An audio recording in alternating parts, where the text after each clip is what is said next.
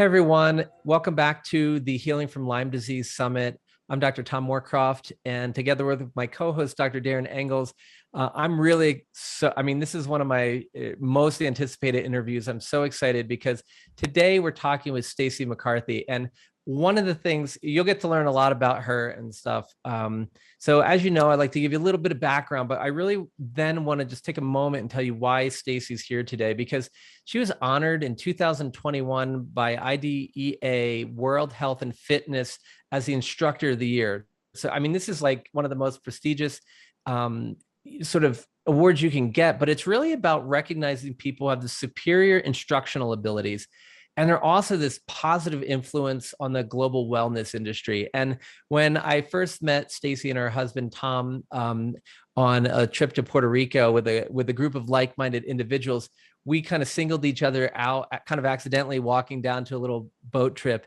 And we had this amazing conversation. And she's like, I'm a yoga instructor. I just won this thing and everything. And she talks about using yoga to reconnect with your body and getting deep with your breath. And I was like, oh my goodness. And when I had Lyme and Babesia, my back was against the wall. I had no one had been able to tell me what was wrong at the time. And someone handed me an Ashtanga yoga DVD. And what I learned was that this crazy flexibility thing was about movement on breath. And from there, we really hit it off. And so, one of the things that Stacy's well known for teaching for over 35 years now is like how she really tells you to get rid of the mirrors, get rid of all the preconceived notions, stop worrying about what other people are talking about, the judgment about how you look, or maybe even how you think, and really reconnect to your body so that you can connect to the innate self-healing wisdom within you. And so that's why I'm just so excited for today's conversation. And Stacy McCarthy, thank you so much for joining us. Thank you, Tom. I'm so thrilled to be here with everyone. Yeah, I'm like I said, I yoga changed my life, and I think it's not just yoga. I think it's really the lessons we learn from yoga. So today we talked about, maybe our conversation will be talking about mastering the big three: how you move, eat, and think. And I just love where we're coming from, because these are the basics. And as an osteopath, I learned both I grew up this way, but then I learned that we really want to ignite that self-healing power within you and then use the doctors just when you need them. So, but what brought you into this path of teaching so many other people at such a high level and motivating so many people to reconnect with their breath and their body? Well, I think the biggest thing is, just like for you, yoga changed my life in such a dramatic way. I came from the fitness industry initially. That's what I was teaching. And, that's a lot of no pain, no gain type of mentality. And there was no real connection to a deeper part of not just my physical body, but even the deeper part of my mind, my emotions, my spirit. And when I found yoga, and when I say yoga, I found the right teacher, and that can make a real difference in your experience. Something just clicked. I already understood the physical body, but the way yoga does the physical body is really, really different from exercise. So maybe I'll start with the difference, since much of what I teach comes from the ancient lessons of yoga, centuries old, and where it meets modern science, and the difference between yoga and exercise, or yoga and sports, let's say, exercise and sports. So the real difference is that exercise sports, these are designed to do something very specific. If you are in a sport, I was an athlete, my kids were athletes, my husband was an athlete. What we're doing is some sort of repetitive type of thing to develop us to be good at that sport. Exercise, much of exercise is repetitive type of things to, get the strong abs or the strong core, whatever it is you're working towards in your exercise. And these days it's very specific things people are doing with the, the best booty or the strongest abs or whatever it is, the latest trend. Whereas yoga is really a system of healing. It's healing the whole person, physically, mentally, emotionally, and spiritually. On the physical side, it's not just your musculoskeletal system. It's just not your muscles, your bones. It's your tissues. It's your circulatory system. It's your hormonal system. It is your respiratory system. It is looking at the body as a whole. Physically, it's looking at you mentally, what's going on up here in your head, and how do we work with the nature of the mind. The nature of the mind is a lot of fluctuations. A lot of times you'll hear an analogy is that the mind is like a monkey that's swinging from branch to branch. It's always going somewhere. And so yoga is looking at how can we find better focus and concentration and increase the tensile strength of our mind. It works with our emotions. And at the deepest level, it's helping us work with our spirit. It's helping us find that place of lasting peace of who we really are. So I think a lot of times we forget who we are at our deepest level. We have all these stories in our head that are telling us who we are. And all those stories in our head tend to be, unfortunately, many times negative. Worry, tension, fear, judgment, embarrassment, disappointment, complaining, fear, all of it. The list goes on. And those are all stories based on really our perception and our experiences. And what yoga does through practice is it brings us back to our true self, our authentic self, our soul self, which is a state of being, of abundant joy and unconditional love. And so we forget that. We start to get all caught up in our head and all of our stories, and we forget who we are at our deepest self. So that's why it's so transformative. That's why you had that transformative experience. That's why I had that transformative experience, because we're reconnecting to the deepest part of our inner self and finding lasting peace. And so what I teach are specific, actionable techniques and rituals to help bring us back there. Yeah, I just love it because it's that reconnection. That was a surprise for me. I was just trying to find somebody gave me something. I'm like, it hurts. Everything in my body hurts. And no matter how much I sleep, I can't sleep. And I knew that meditation wasn't for me. Like I had the preconceived notion, because whenever I did try to stop, monkey mind is like, I kind of had like, 75,000 orangutan mind going on. It was just bouncing from everywhere, right? But what I learned was, it was like that reconnection allowed it to be a place where I didn't have to try as hard. Like, I feel like this is one of the places I experience challenge. And it sounds like a lot of the folks that I work with who have Lyme and other conditions or challenges, like this desire to make it stop, to control the pain, to control the mind. How does yoga help us address that? And how do your teachings sort of help us have a better understanding of how we should actually approach those things? Well, first of all, I love that you said that, when you began yoga, it's like the meditation thing was not for you. That was me as well. And so there's many types of yoga, and we have, people are different. Some of us need to move. Some of us need to be still. For me, it was the same. The thought of being still and meditating, there was just no way.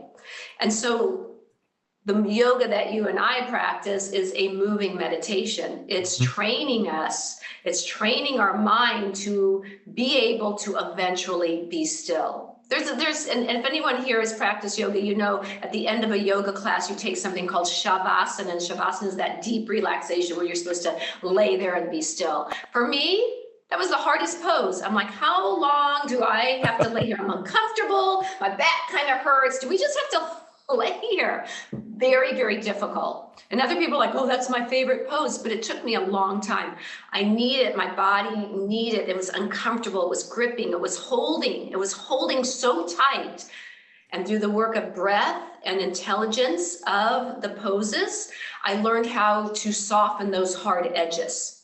And so for many of us who feel that way, this thought of sitting and like being still here, that's too difficult. The practice can help lean you into that by helping where you're gripping, you're holding so tightly in your body. how to start to soften some of those hard edges in the body. And when you begin to learn how to soften the hard edges of the body, you start to have these little mini breakthroughs. And the reality is the other thing that happens with people is maybe one day it feels, oh, it felt pretty good today. It was still hard, it was still uncomfortable, but it felt pretty good. And then you're like, the next day you want to have that same feeling, but the next day you go back and you're gripped and you're hard and you're tight and it hurts so bad.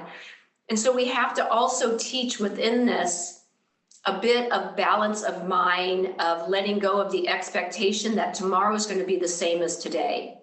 Maybe tomorrow will be very nice, but maybe it won't be. So just as much as we're working on freeing our body and unclenching this hardness that we're holding on to, we also have to give our mind some space as well, and not hold on to, well, yesterday was terrible, so today is going to be, no, maybe today isn't so terrible. Maybe today was okay, but then don't take that, well, tomorrow's going to be okay too. Just look at things as they are. So when I'm working with the mind, I'll give you an example if and maybe this will help. We've all heard of the proverbial, glass of water half full or half empty. You're either optimist because it's half full, or you're a pessimist because it's half empty. Well, through the practice of yoga and through the teaching of working with your mind, we're not looking at this proverbial glass of water as half empty or half full. The way we're looking at it is crystal clear, nothing added. We're seeing the water as it is. It's water. It's just water. It's clear. And so we're working with the mind to see things as they are, without the cloudiness of our own perceptions and thoughts. And so this can really help, especially in the healing of Lyme disease, of just being with what it is, not adding in all of our perceptions of what it is. Oh, today my back really, really hurts. I've got a lot of pain in my back. And rather than adding in all these stories about the pain in your back, can it just be, I have this pain in my back right now. Can I just notice that this is a pain in my back? When I move this way, oh, the pain is more intense. Oh, when I move this way, maybe it's a little less. It's pain in my back. It's not the huge story that I'm never going to walk again. This is it. It's over. I'm never going to get better. These are all stories you've added in, and you've made the water cloudy. So we're practicing not only in moving the body, but also in strengthening our mind. It hits home so much, Stacy, because that to me is one of the biggest things. It's not to say that the pain in the back doesn't exist. That's right. I just want to help people understand they don't need to add more to it. And this is one of the biggest challenges, because we talk a lot in the summit about trauma, and a lot of trauma, really just boils down to, it's almost like the difference between pain and suffering, right? Pain is there. Suffering is we decide that the pain we're experiencing in the moment shouldn't be there. That's right. And that's your own perception, right? That is based on your own stories that you've put in. And by the way, there's a great acronym for PAIN, P-A-I-N. And pain, when you are feeling that pain, pay attention inward now. So rather than those external stories that you've created, can you just come back in? And pain, I have pain right now. This is pain right now, wherever it is. Maybe you're feeling it everywhere. I have pain in my body right now. This is pain in my body. And I'm going to take some deep breaths. The pain is here. I'm going to take some deep breaths. Paying attention inward now. And not trying to create all these additional stories to that. I think it's so powerful, because for me, when I stopped creating more physical pain, I actually found I had more energy. And I actually, believe it or not, very quickly found I had less pain than I thought I had. And then I had no pain. And you're like, wait a second here. But I just had pain, and I decided I had, mentally, I was able to decide I had more pain than I actually physically was experiencing. And then I was able to heal the physical pain I was actually having. Isn't that amazing how we can create a story in our mind that is so much bigger and so much more vast than the reality of the situation? And so this is, again, just coming back and seeing the reality of the situation without our own additional perceptions and everything that we're adding to it, that we're not adding anything more to that water, to the crystal clear water, but we're just seeing it as it is. And this is really a big part of the journey of strengthening your mind, and the practice of yoga is strengthening the mind through, for many of us, the movement of the body, intelligently through the body. Well, and I love that, the intelligent movement, because I'm coming from a background of Ashtanga yoga where it's very well known, which is where sort of power yoga comes out of. And for those of you who may not know, it's known as very physically demanding, and people get injured quite a bit trying to achieve something. I was in so much, I will say, and because I want to get to a part about talking to, there's a lot of people with Lyme listening right now who can't do Ashtanga yoga. There's probably very few who can, but there's learning in here. So don't worry, guys, we're coming to that part. But the part that was really interesting, when I started yoga, I could barely put my fingertips below my kneecaps. Mm-hmm. And then like 6 or 8 months later, I could put my chin below my kneecaps, which is like physiologically seemingly impossible. But the part that what I learned was, I learned a breathing technique as part of it.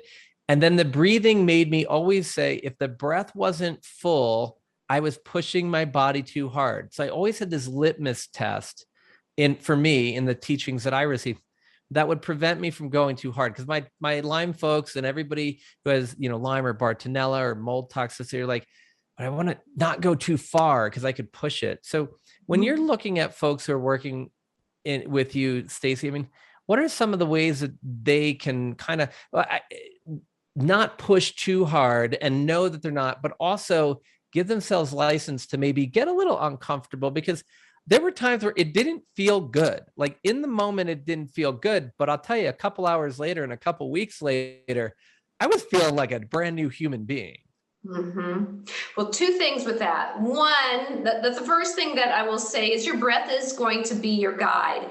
And in any practice of yoga, you're not looking to force. There should be no forcing. There should be no struggling. Yet you should work intensely with breath and focus. There is a huge difference. We are in a society of no pain, no gain, no pain, no gain. And yoga is no pain, no pain. Now, is it completely uncomfortable for 99.9% of us with or without Lyme? Yes.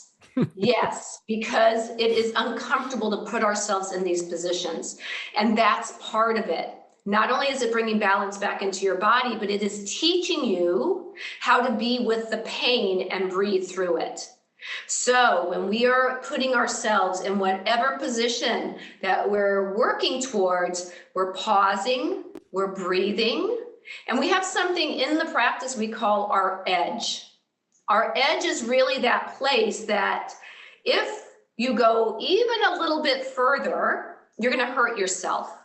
But if you back off even a little, you're kind of slacking off. And depending on how you're feeling, and every single day is different, whether you have Lyme or whether you don't have Lyme, every day we come to our mat is different. Could be based on the thoughts we had, what we ate, how we moved the day before. All of these things factor into when you get on your mat. So every day is different, but if we come to it and we know, we're aware of our breath. Oh, I'm here, I'm breathing fully.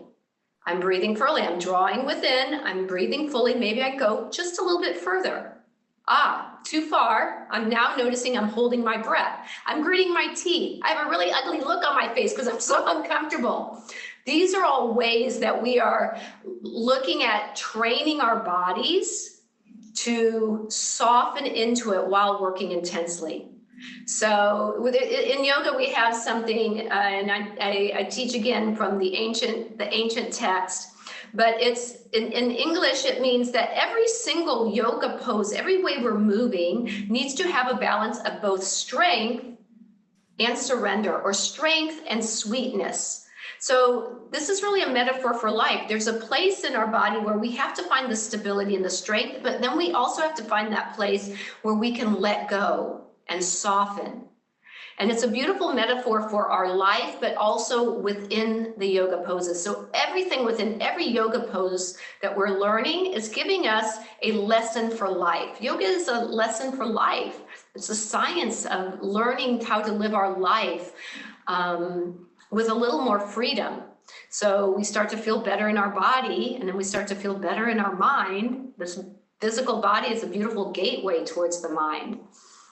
You know, it's so interesting because as you're talking about this, I'm just remembering the breath that I learned became such a routine that when I had a stressful situation, physically or emotionally, I would start doing the breathing kind of automatically. And I was like, wait a second here. It really, the practice is something that I was able to involuntarily essentially take into my everyday life.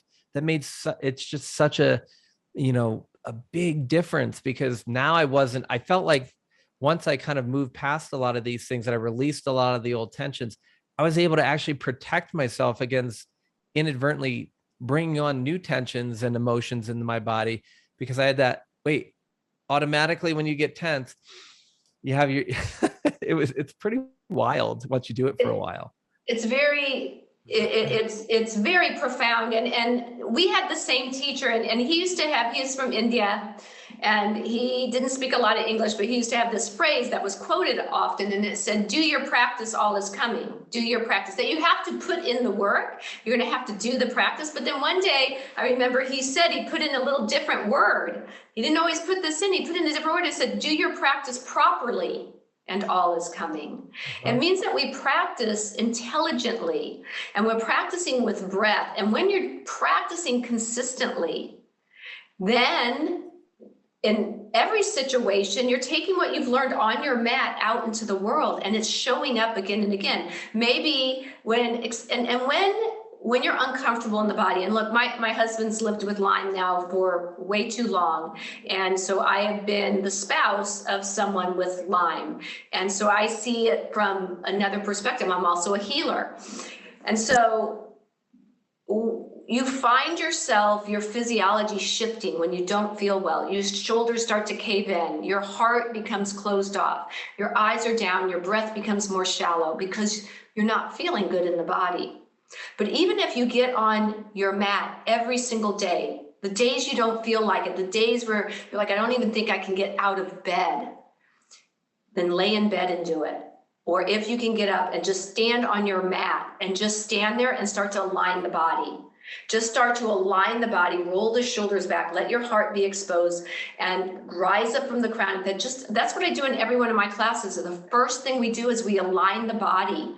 And just by aligning the body, the energy starts to flow. We start to work with your breath. We're starting to move energy in the body, and it's amazing just doing that. Just aligning proper posture, just standing there, aligning proper posture, and now bringing in your breath. If that's all you do, that's all you can do, that's enough. Keep doing that every single day, though. Don't stop. And so this is practice, practice. So you can have all the theory in the world. The other thing he used to say all the time, and again, I said this at the beginning, the teacher doesn't fall far from the tree. You know, the apple doesn't fall far from the tree. So when you have a good teacher, you end up being a good teacher. But he used to say 99% theory, 99% practice, 1% theory.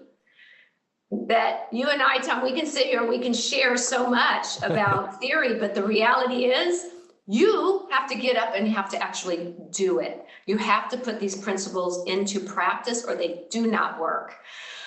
It was funny. I one of our other my other teachers, and we were talking about earlier, but I went to a workshop and he's like, I'm like, why can't I do this? And he goes, here, let's try it. And we tried it. And I couldn't do this one maneuver. And he's like, you're way flexible enough. You're way strong enough. Your breath is fine. Your bandhas or your energetic muscle locks are fine. I have no idea. So don't worry about it. And I was just like, wait a second, but I'm supposed to do it right. And I find that in our community here, like so many people are trying to compare themselves to other people. So many people are trying to do it right.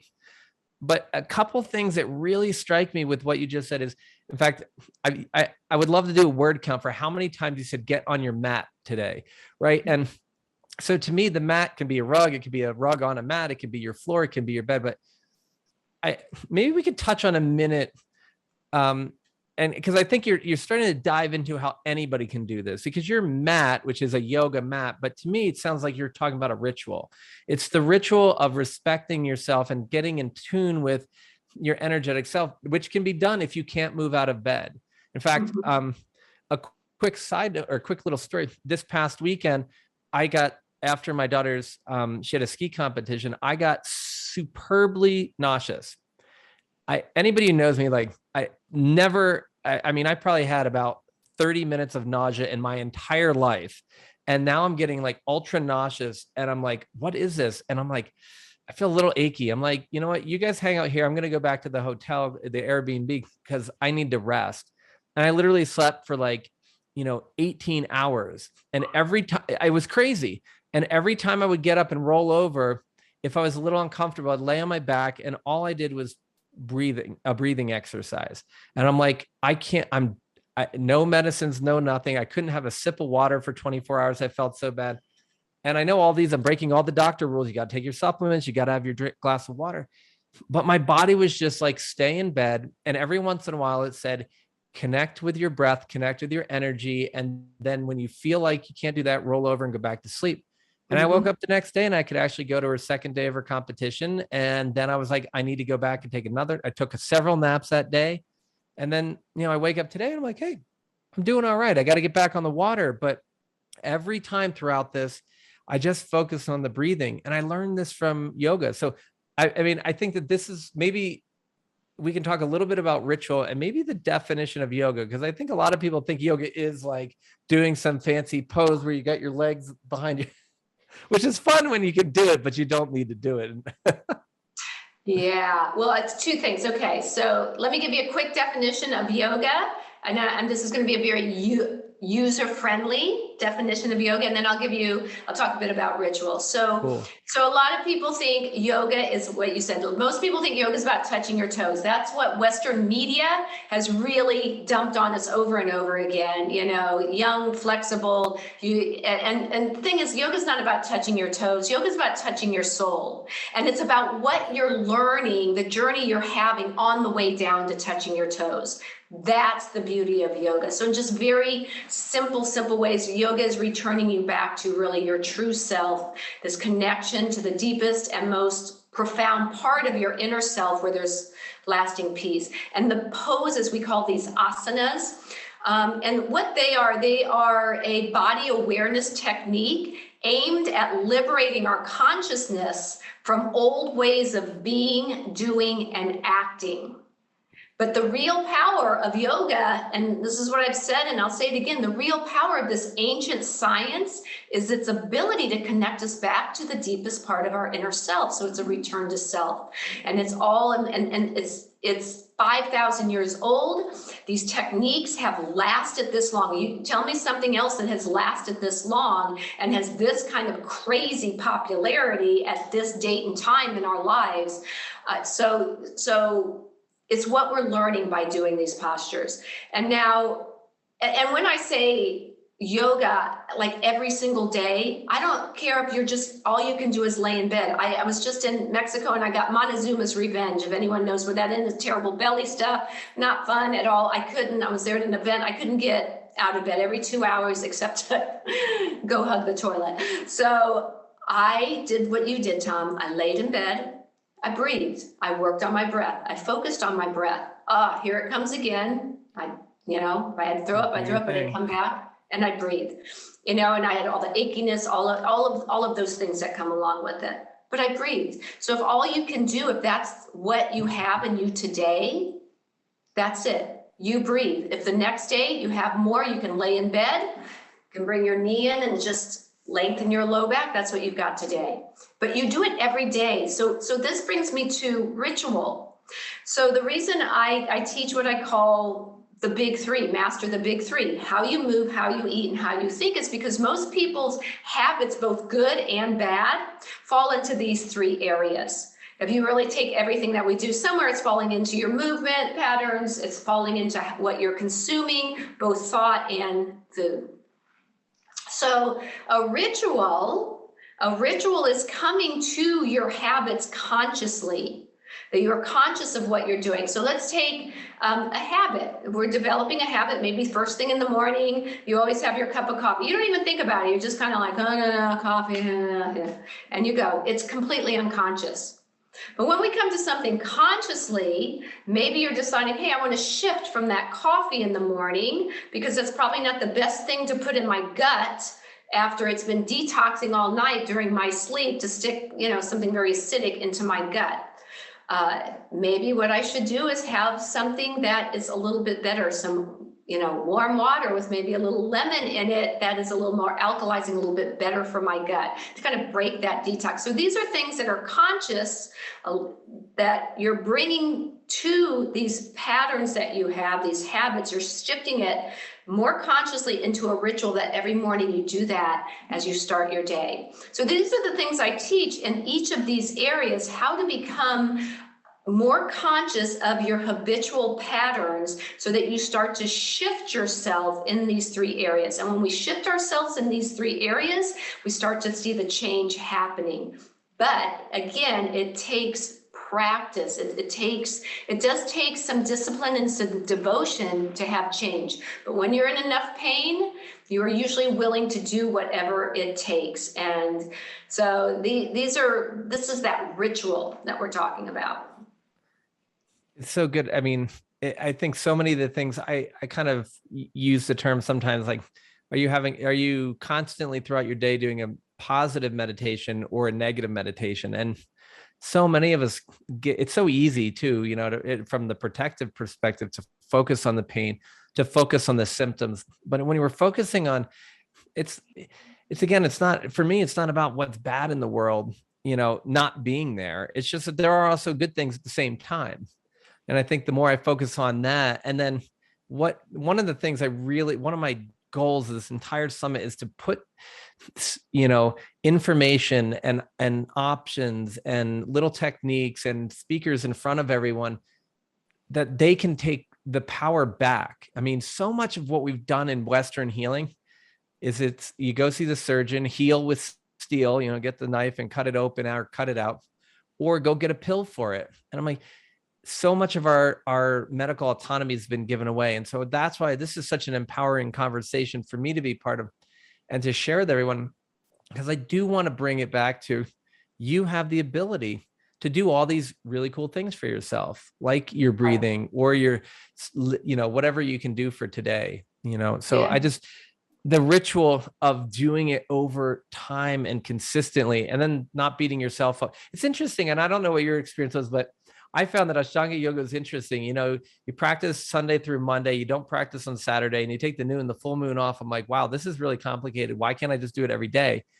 And it was like this lack of attachment to practice and also respecting the gravitational pull of the moon, which has a ton to do with our own water. And for me, I don't know, just like this learning for a change, listen inside, like when I was a kid. And yes. Listen and love my body the way I did as a child.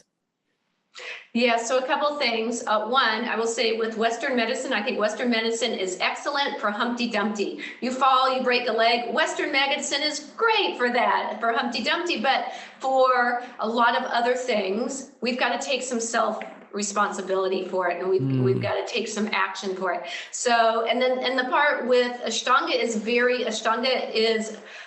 very connected to nature, to the universe, of bringing us back to Mother Nature. And so that is one of the reasons that full moon and new moons that we take that off. We practice 6 days because it's also sometimes what happens with people, they find something and they become so attached to it that it starts to actually affect their psychology that, well, what happens if you can't do it?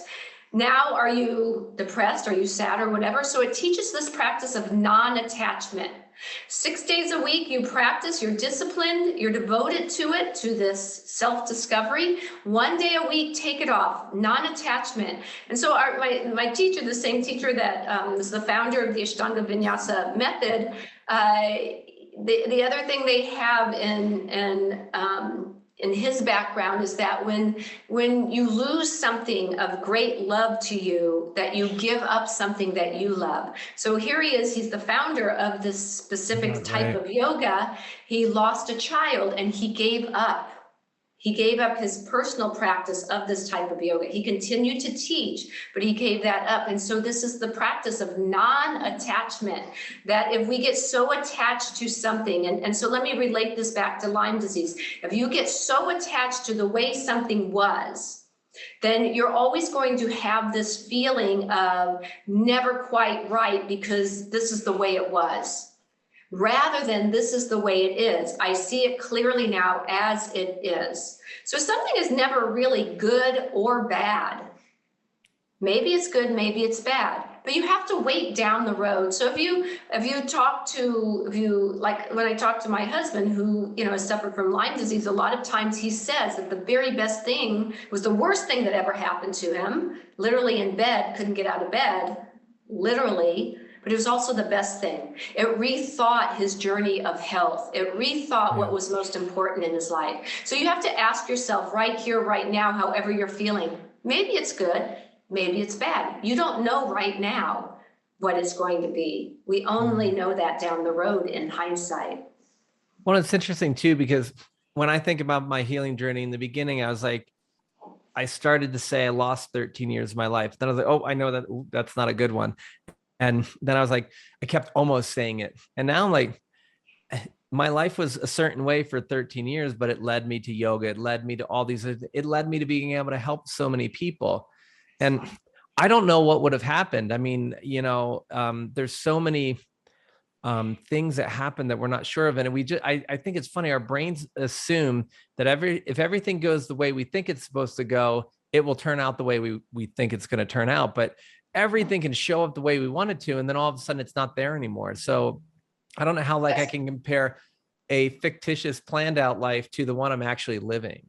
Well, the problem is we've been taught that life is linear. We go to school, we get an education, we graduate, we get a job, we get married, whatever it is that we've been taught, then you retire and then you're an old, whatever it is, we've been taught that life is so linear. Life is not linear. Life is in the transitions. We don't know what's going to happen. There's going to be transitions all over the place. And our work is to figure out these rituals that are going to help us through these transitions, because we're living life in the transition. Most of life happens in transitions.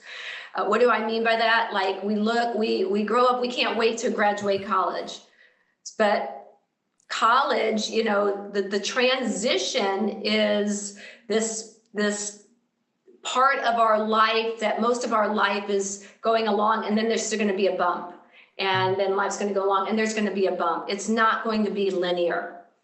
And so I'll give you an example, and I'll give you also a tool that I use about the think part that I teach. So in 2020, December 23rd, 2020, 2 days before Christmas, I'm riding my electric bike. We live in a place where you have to go pick up your mail. I do it all the time, riding along, beautiful day. I live in San Diego, and so you can ride your bike in December.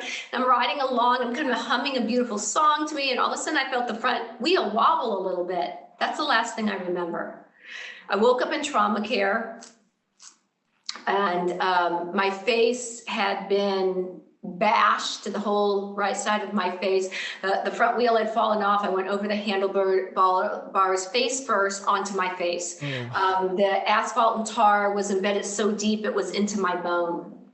So I went through the whole ordeal of a lot of different things, and I noticed like 3 months later that my mind was a little bit different. And what I mean different is I've always been a fairly positive person. But what I noticed was I would walk around and I kept finding the negative in things. So for example, we have a beautiful garden where I live, and I walk along rather than seeing the beautiful flowers and trees, I would go, oh, that tree's dead, it's got to be taken out. Oh, look at that's got to be redone. That's dying over there. Oh, that's dying.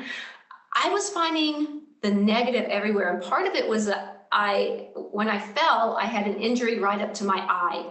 And they had to cut a bunch out over this area. And what I realized is I was seeing the world through angry eyes. And so I was like, rather than seeing the world as it is, I was seeing it through my new perception, my new story that was angry through the eyes. And so what I did is I created a mantra, and a mantra is a mind vehicle. That's what mantra means. So I created this new mantra that went like this: I see everyone and everything with abundant joy and unconditional love, including myself, my health, and my healing. Now, I would sometimes have to say that mantra 50, 60 times a day. I catch myself, I walk around and I'm like, oh, I see everyone and everything with abundant joy and unconditional love, including myself and my healing. I'd walk in and I'm like, oh. So it was constant. And slowly through the process, I started healing my eye. I started healing this pain within me. So when you are feeling this, you need these rituals, you need these techniques, and you have to practice them. You have to catch yourself. Because again, life is not linear. It's not linear. You are going to have all sorts of different bumps along the road and transitions. Wow. I hear you. And I think so many people out there hear you on this one. I mean, something happens that for a moment we think shouldn't happen to us, and it changed everything. What a powerful teaching. And, I think one of the questions that I have is, why are so many people because there's a lot of people are going to hear this and they're going to, all right, I'm going to start doing that. And if you guys want to know more about it, does this science of mantra, this mind vehicle really work? Yeah, it does. I talk about this all the time. We have a lot of summit interviews on science behind this. The bottom line is it works if you make it a ritual. So do it.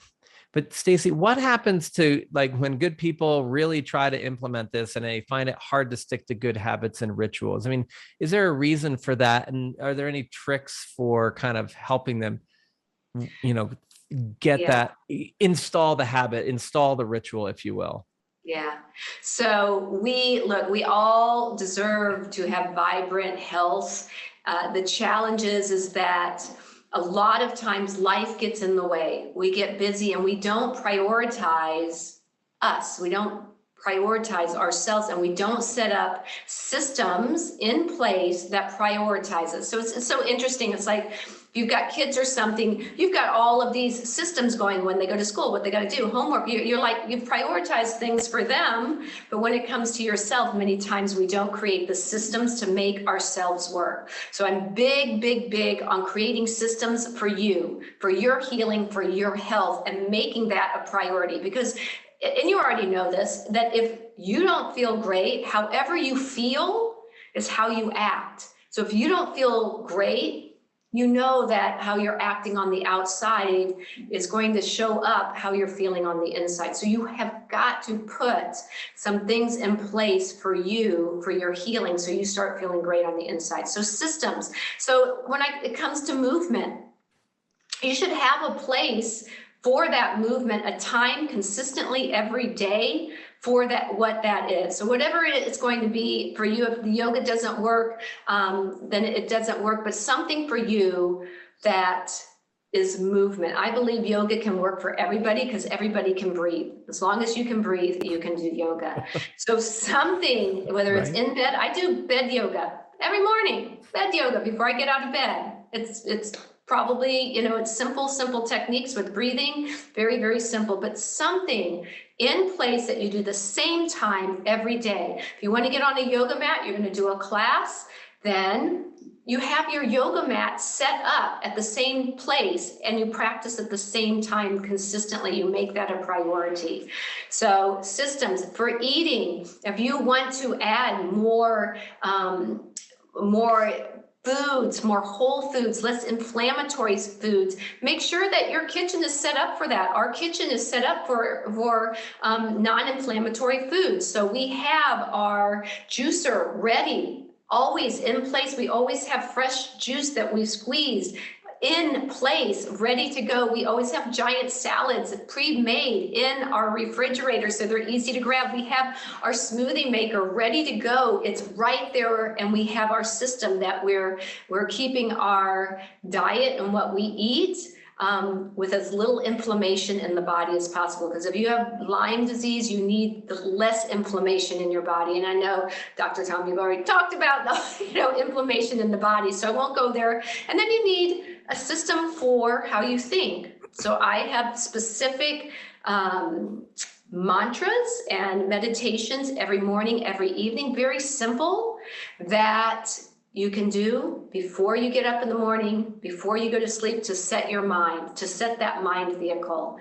And when you have these simple systems in place and you dedicate yourself to it, and again, I said this takes discipline and devotion, but let that discipline and devotion be back to finding who you are at the healthiest, happiest, most abundant, and joyful person that you are. Make that a priority. Make that your number one priority. So yeah, these are systems for all these areas that are very simple. They're not difficult. They're simple.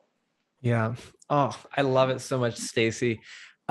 Just the simple rituals that you put yourself first. I find that one of the biggest messages that I like to share is that you are worthy of healing, and you are worthy to be back in touch with yourself and to love yourself unconditionally. And where that's conditioned out of us. And everything we've talked about just seems to be like such a simple approach to coming back to yourself. So I just want to say thank you so much for sharing this with you. I feel like I could talk to you about yoga forever, because it's like life, right? It's really like that unity in it. But it's for me, it's that this whole conversation is about a simple, effective, scientifically driven, anciently figure it out. It's so funny that like all this stuff we're figuring out in 2000 and 2020 that actually works, people have known for thousands of years because they paid attention.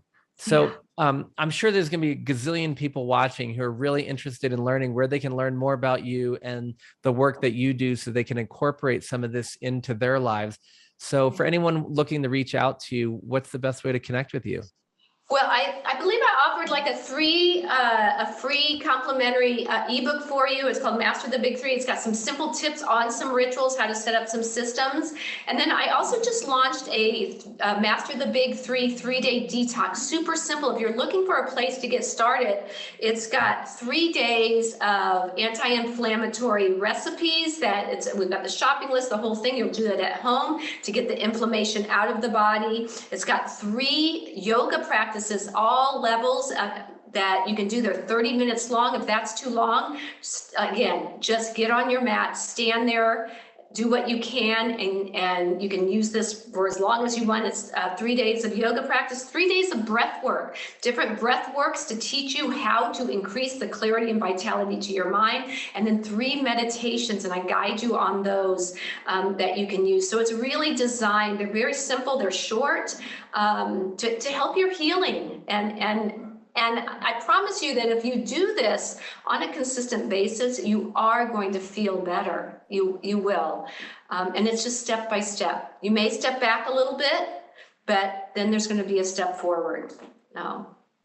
That's so great. And thank you. You're so generous with your time and your knowledge and your heart, and with all these nice, lovely bonus gifts. And I'll make sure everyone that you'll all be getting that PDF download, but also in our website with all the summit resources. We'll make sure you get direct access right over to Stacy's information. And the reason we're having this conversation is literally the only reason I'm better is because I followed the same path that we've been talking about.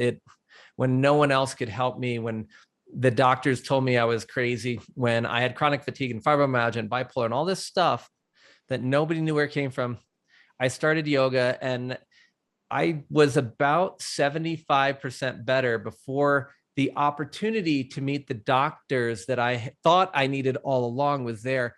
And so when they were able to give me that present of, we actually know what's the last piece holding you back, my body, and more importantly than just my body, my soul, my heart, and my mind were willing to and ready to accept it and work with it because we had already done all that work. So Yeah, I do. it's just like, so Stacy, I mean, from the bottom of my heart, thank you for being here with us. Everyone, Stacy McCarthy, check out all of her information in our summit notes. Go check out all of her stuff, because seriously, it's the only reason I'm still here.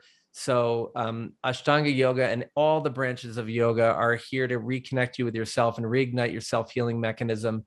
And so it's been an honor to talk with you today, Stacy. Everyone, it's been an honor to have you here with us. Lots of love. You are worthy to receive the healing. And I'm Dr. Tom Moorcroft. Thank you again for joining us for this episode of the Healing from Lyme Disease Summit. And I'll see you in the next interview.